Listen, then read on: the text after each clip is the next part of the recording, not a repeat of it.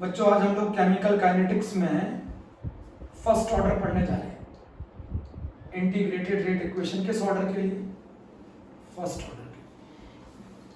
कौन सा ऑर्डर है बच्चों?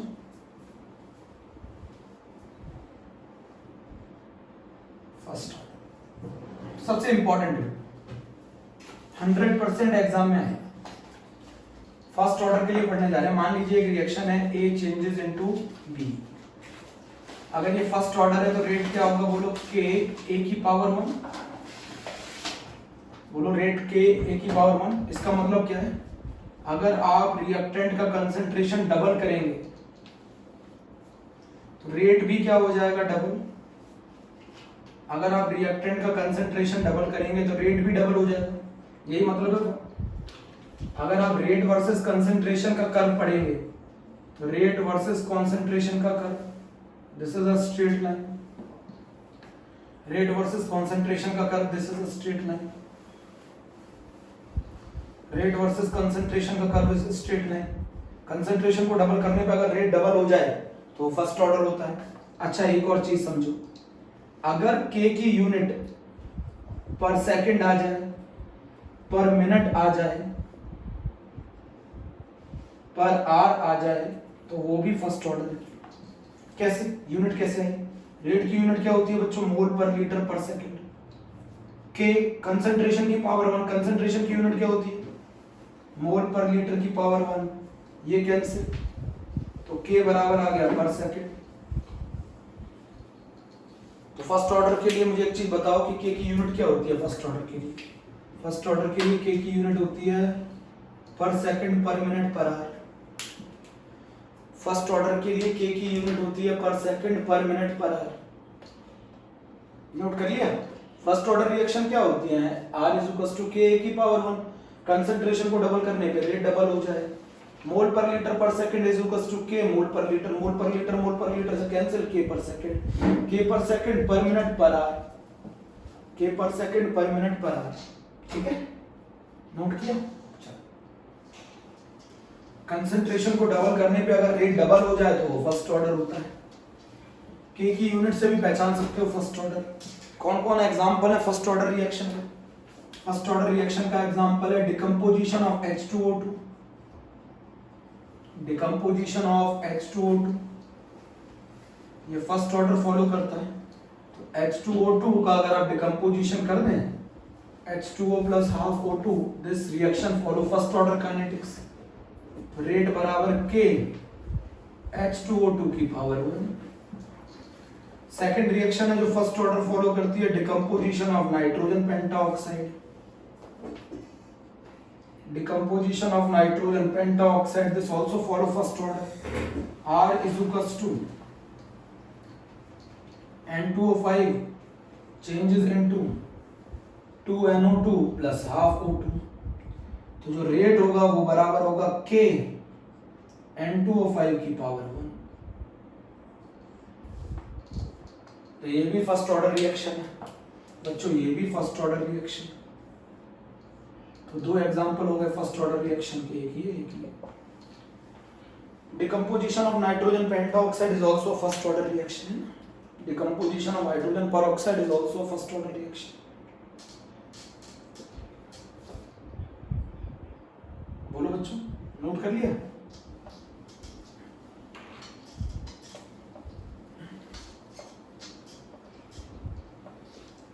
अब जरा यहां पर देखो बच्चों, समझ रहे मेरी बात को? एक और एग्जांपल है इसका, third, hydrolysis of Easter. Hydrolysis of Easter ये भी फर्स्ट ऑर्डर रिएक्शन है। Hydrolysis of Easter RCOOR dash plus water medium acidic RCOOH R dash OH। तो इसका जो रेट होता है वो K RCOOR डैश के ऊपर डिपेंड करता है, वाटर एक्सिस में होता है। तो ये भी फर्स्ट ऑर्डर का रिएक्शन का एग्जांपल है, हाइड्रोलिसिस ऑफ ईस्टर। बोलो बच्चों, तीन एग्जांपल हो गए ना फर्स्ट ऑर्डर, तीन एग्जांपल हो गए। नोट कर लो। उससे पहले कुछ चीजें बता दूं, जैसे मान लो एक ln2 का मतलब क्या होता है? ln2 का मतलब होता है log base e2। log base e2 का मतलब क्या होता है? 2.303 log base 10(2) और इसकी वैल्यू आती है 0.693 क्योंकि log 2 की वैल्यू होती है 0.3010 होता है। तो मैं यहाँ क्या बताना चाहता हूँ, ln का मतलब होता है log base e और बराबर होता है 2.303 log base 10। ये नोट कर लेना चाहिए।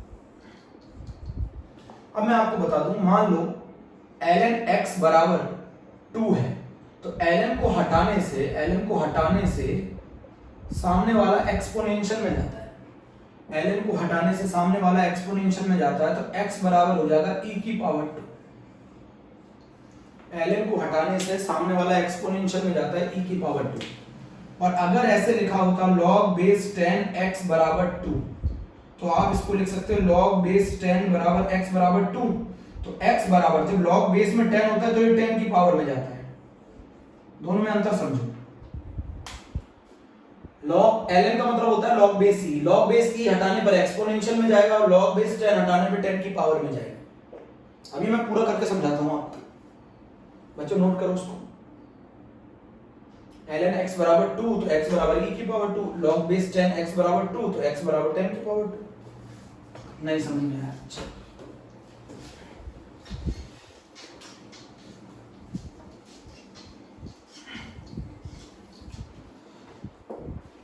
बच्चों अगर मैं आपको बता दूं log base 10 x is equals to 2, तो अगर आप x की वैल्यू निकालोगे तो क्या लोगे? Anti log of 2। बोलो बच्चों, आप इसे क्या लिख सकते हो? Anti log of 2। अच्छा ये बताओ, एंटी लॉग में 2 कब आता है? एंटी लॉग में 2 कब आता है? लॉग में 2 कब आता है बताओ मुझे? जब लॉग में 10 की पावर 2 होगा तभी तो लॉग में वैल्यू 2 आती है। लॉग में 2 कब आता है? ये बताओ, रिजल्ट 2 कब आता है? जब हमारा रिजल्ट होता है log 10 की पावर 2, तभी तो ये 2 आता है। Log anti log cancel, answer हो गया 10 की पावर 2।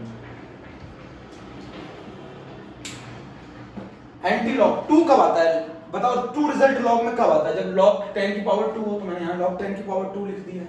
एंटी लॉग log 10 की पावर 2 तो 10 की पावर 2 आ गया। ऐसे कर सकते हो, लिख लिया बच्चों? चलो नोट करा, चलो ये भी ठीक है।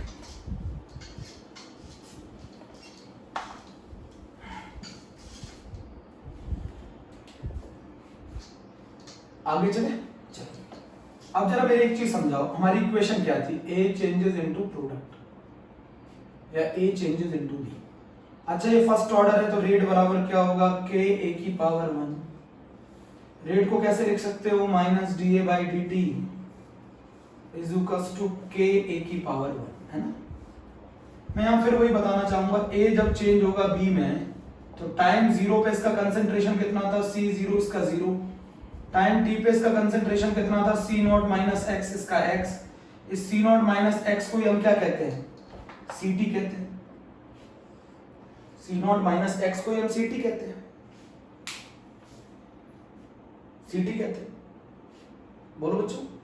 अच्छा बहुत सारे बच्चों को एक डाउट होता है कि अगर यहाँ स्टीकियोमेट्रिक कोफिशिएंट 2 होता तो ये कॉमन सेंस मैंने पिछले टर्म में बताया था कि वो जो भी 2 होगा वो k से मल्टीप्लाई हो जाएगा। बट आपके अभी भी समझ में नहीं आया। अगर मान लो यहाँ 2 होता तो आप इसे डिफरेंशिएट करते 1/2 आता है ना, यहाँ डिनोमिनेटर में 1/2 आता और ये 2 इससे मल्टीप्लाई हो जाएगा कांस्टेंट के साथ।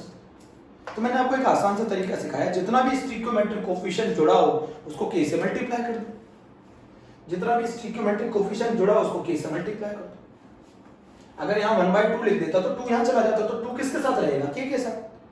तो कुछ नहीं करना है, जितना भी अगर यहाँ 1 की जगह 2 होता तो k के साथ 2 जोड़ दो, यहाँ 1 की जगह 3 होता तो k के साथ 3 जोड़ दो। अच्छा इसको क्या लिख सकते हैं बताओ? Minus DA by A is equals to k dt। इसको और ज्यादा अच्छा लिख दें तो क्या लिखेंगे? DA by A is equals to minus का k dt। इंटीग्रेट करो, कहां से कहां करोगे? टाइम को इंटीग्रेट, टाइम को इंटीग्रेट करोगे 0 से t और कंसंट्रेशन को इंटीग्रेट करोगे 0 से Ct। इंटीग्रेट किया, DA बाय A का इंटीग्रेशन कितना होता है? DA बाय A का इंटीग्रेशन होता है ln A। लिमिट कहां से कहां तक हो गई? C0 से लेके Ct। माइनस के dt का इंटीग्रेशन t, लिमिट कहां से कहां तक हो गई, 0 से लेके t। dA बाय a का इंटीग्रेशन क्या होता है, ln a। dt का इंटीग्रेशन क्या होता है, t। पुट कर दो लिमिट, ये क्या बन जाएगा, ln ct minus ln c0 बराबर माइनस का kt। ln ct बराबर आ गया माइनस का kt plus ln c not. ये इक्वेशन ग्राफ के लिए इंपॉर्टेंट है, ये इक्वेशन ग्राफ के लिए इंपॉर्टेंट है, ये इक्वेशन ग्राफ के लिए इंपॉर्टेंट है। ln ct वर्सेस टाइम का जो ग्राफ आएगा वो स्ट्रेट लाइन आएगा और उसका स्लोप नेगेटिव आएगा। स्लोप कितना आ गया, माइनस के। ये क्या कहलाएगा, ln c नॉट। बोलो, y एक्सिस पे ये y रखा, ये mx रखा और ये c रखा। तो फर्स्ट ऑर्डर के लिए ये जो स्ट्रेट लाइन आता है कर्व कंसंट्रेशन और टाइम के बीच में, वो लॉग के साथ आता है। और जीरो ऑर्डर में कंसंट्रेशन वर्सेस टाइम का ग्राफ जो होता है वो स्ट्रेट लाइन आता है। जीरो ऑर्डर में कंसंट्रेशन वर्सेस टाइम का ग्राफ स्ट्रेट लाइन आता है, जबकि फर्स्ट ऑर्डर में लॉग के साथ ये स्ट्रेट लाइन आता है। ct वर्सेस t का ग्राफ स्ट्रेट लाइन नहीं आता फर्स्ट ऑर्डर, यहाँ लॉग होता है। अभी तो लॉग बेस e है, ln का मतलब लॉग बेस e होता है। यहां तक चेक करो पहले, कुछ नहीं किया। r is to k a की पावर 1, r को लिख लिया minus da by dt is to k a की power 1 minus da upon a रख दिया is to k dt। Integrate किया c0 से ct माइनस k 0 से t dt, और ये मैंने यहां तक कर लिया ln a, लिमिट पुट करी, सॉल्व किया। बोलो बच्चों, ये साइड रफ कर दो, नोट कर लिया। फर्स्ट ऑर्डर में पढ़ रहे हैं, बहुत इंपॉर्टेंट है।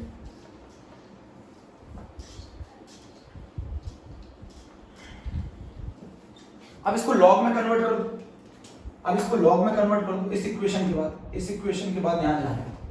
इसको लॉग में कन्वर्ट करोगे तो 2.303 log base 10 ct is equals to minus का kt प्लस 2.303 लॉग बेस 10। अगर मैं बेस में 10 ना लिखूं तो समझ जाया करो कि लॉग बेस 10 ही है वो। अगर मैं लॉग में कुछ ना लिखूं तो समझ जाया करो लॉग बेस 10 है, बार बार मत लिखवाया करो। लॉग 2.303 से डिवाइड कर दो तो log ct is equals to minus का kt upon 2.303 plus log c naught. अब अगर मैं ये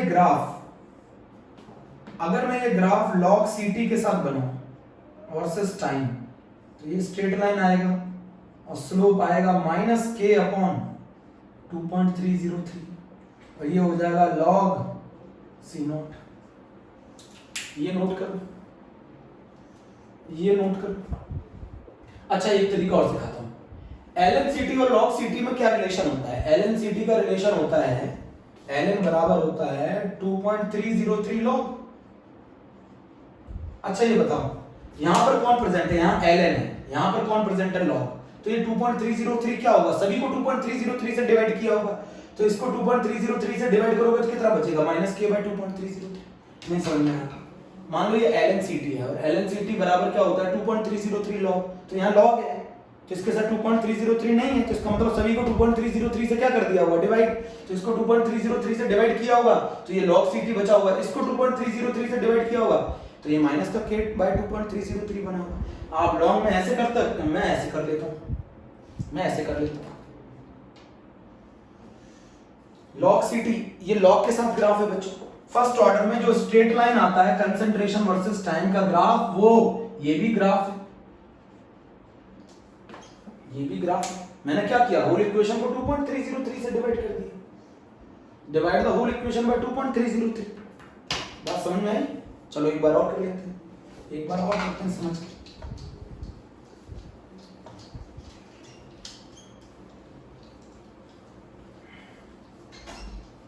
अच्छा, कल वाले बच्चों का एक क्वेश्चन था, ये सुनिए।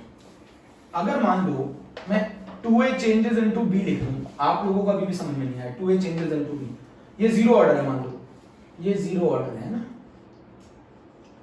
2a changes into b zero order है। बताओ इसका रेट क्या होगा? -1/2 da by dt is equals to k होगा ना। तो फिर मैंने तुम्हें 1 घंटे से सिखा रहा हूं कि -da by dt is equals to 2k हो जाएगा। तो ये जो स्टिक्योमेट्रिक कोफिशिएंट जो आता है वो किसके साथ मल्टीप्लाई होता है? के साथ। तो हम इसको क्या लिख सकते हैं? बताओ क्या आ जाएगा पूरे क्वेश्चन में चेंज? जहां जहां के होगा वहां 2a हो जाएगा। बार बार वही क्वेश्चन पूछ रहे हो। तो ये के किसके, ये स्टिक्योमेट्रिक कोफिशिएंट किससे मल्टीप्लाई हो जाता है? के से। सिखाया तो था, पूरा इंटीग्रेशन करवा के समझा रहे हो।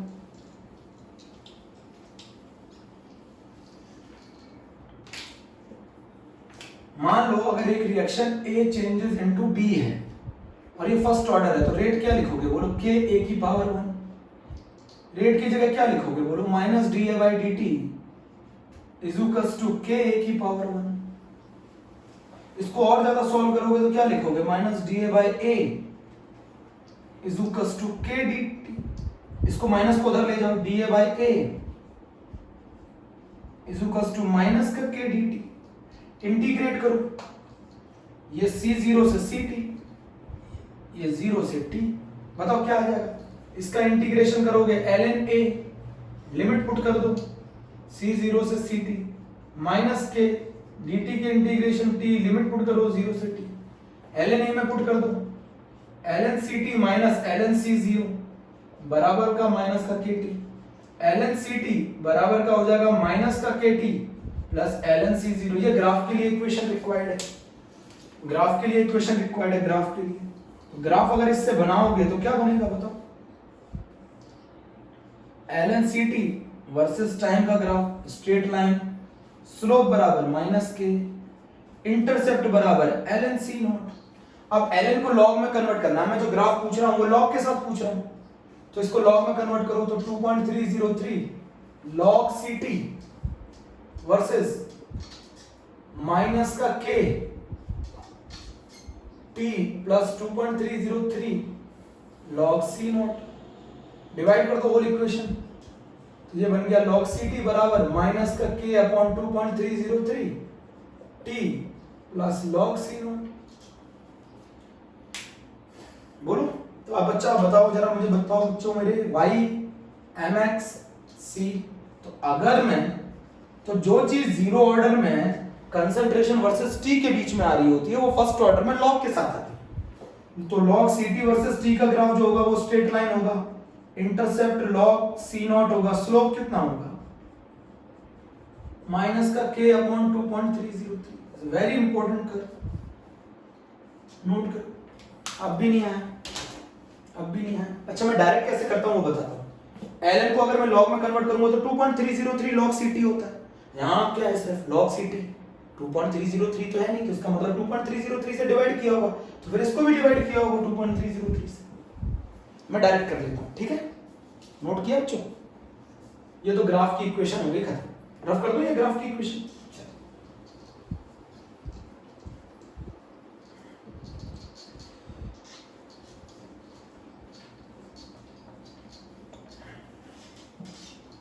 ये ग्राफ की इक्वेशन थी। अब हम इसके लिए टाइम निकाल रहे हैं। टाइम का हमें तो बच्चों टाइम का फॉर्मूला पता करना होता है। तो टाइम का फॉर्मूला कैसे पता करेंगे? पुट करो बेटा, इसको इधर ले आओ। तो KT इज इक्वल्स टू, ये हो जाएगा ln का C0 माइनस ln CT, यही हो जाएगा ना, ln C0 minus ln CT बराबर KT। अरे हद कर लो, चेक करो, माइनस कॉमन लेके कैंसिल कर दो, तो ये बन जाएगा क्या? ln C0 minus ln CT is equals to KT। अब जरा मुझे बताओ, लॉग जब माइनस में होता है तो डिवाइड होता है, तो ये बन जाएगा ln C0 upon CT is equals to KT। बोलो ये बन जाएगा ना, ln C0 upon CT is equals to KT। आपको बताया था मैंने, जब ln को हम हटाते हैं, जब हम ln को रिमूव करते हैं, जब हम ln को हटाते हैं तो सामने वाला एक्सपोनेंशियल में जाता है। तो C0 upon CT is equals to e की पावर KT। तो CT कितना होगा? CT होगा C0 e की power minus KT। Is a very important curve. CT बराबर C0 e की पावर माइनस KT। अच्छा अगर मैं कर्व बनाऊं CT वर्सेस टाइम का, तो अगर मैं टाइम को 0 रख दूं तो हमारा वैल्यू कितनी आ जाएगी? CT की वैल्यू आ जाएगी C0। और अगर मैं टाइम को इनफाइनाइट रख दूं तो CT बराबर हो जाएगा 0। e की पावर इनफाइनाइट 0 होता है ना बच्चों। तो अच्छा मुझे एक चीज समझाओ, शुरुआत में जब टाइम 0 था तब हमारी ये वैल्यू कितनी होगी C नॉट। तो ये एक्सपोनेंशियली डिके करेगी बच्चों, और ये कहां जाके कंप्लीट होगा, ये रिएक्शन कहां जाके कंप्लीट होगी, इनफाइनाइट पे। रिएक्शन कब कंप्लीट मानी जाती है, जब CT 0 हो जाए। तो फर्स्ट ऑर्डर रिएक्शन कभी भी कंप्लीट नहीं होती, फर्स्ट ऑर्डर रिएक्शन कभी भी कंप्लीट नहीं होती। ये भी बहुत इंपॉर्टेंट कर्व है, CT वर्सेस टाइम का कर्व है बच्चों, ये CT वर्सेस टाइम का कर्व है, CT वर्सेस टाइम का कर्व है। ये फॉर्मूला समझ में आ गया, चलो ठीक है, क्लियर कर दूं। CT वर्सेस एक्सपोनेंशियली डिके करेगा, e की पावर माइनस KT, जैसे जैसे टाइम बढ़ाओगे C नॉट एक्सपोनेंशियली डिक्रीज करेगा, t इनफाइनाइट कर दोगे तो ये 0 हो जाएगा, और t को 0 लग दोगे तो ये CT बराबर C नॉट हो जाएगा। तो ये कर्व टाइम बराबर 0 पे इसका कंसंट्रेशन C0 था, जैसे टाइम बढ़ाओगे ये एक्सपोनेंशियली डिक्रीज करेगा, और कहां टच करेगा 0 पर, इनफाइनाइट पे। ग्राफ कर दिया। फर्स्ट ऑर्डर समझना है। अभी हमने स्कूल लेवल का फॉर्मूला नहीं किया है, स्कूल लेवल का फॉर्मूला करने जा रहे हैं यहां से बच्चों। ये आ गया ln C not by CT is equal to KT, log में कन्वर्ट करो तो 2.303 log C not upon CT is equal to KT। तो T बराबर आ गया 2.303 by K log C not by CT। ये है वो फर्स्ट ऑर्डर का न्यूमेरिकल करने वाला फॉर्मूला। न्यूमेरिकल इससे ही किए जाते हैं फर्स्ट ऑर्डर में। यही फॉर्मूला है जिसको अगर आप बोर्ड में लिख देंगे तो एक नंबर तो मिल ही जाएगा। T is equal to 2.303 by K log C0 by CT। अब जरा समझो, अगर मैं जीरो ऑर्डर देखूं तो जीरो ऑर्डर में जो कर्व आता है स्ट्रेट लाइन, वो CT वर्सेस T के बीच में आता है। और अगर यही कर्व मैं फर्स्ट ऑर्डर में देखूं तो ये ln CT वर्सेस लॉग के साथ आता है straight line. ln CT versus T का कर्व स्लोप बराबर माइनस के, और अगर मैं इसको लॉग में बना दूं तो log CT वर्सेस T का कर्व स्लोप माइनस के अपॉन 2.303। जरा चेक करो, ये कहानी जीरो ऑर्डर के लिए और ये कहानी फर्स्ट ऑर्डर की।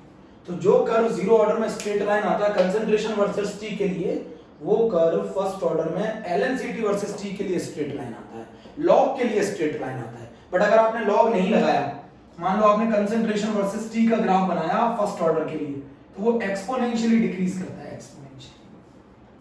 एक्सपोनेंशियली डिक्रीज करता है। ठीक है, first order reaction, zero order reaction, zero order reaction 2t half में कंप्लीट हो जाती है। Zero order reaction 2t half में कंप्लीट हो जाती है, जबकि first order reaction never complete. जरा यहां तक समझो, यहां तक समझो, आज का टॉपिक यहां तक समझो। ओके बच्चों, थैंक यू।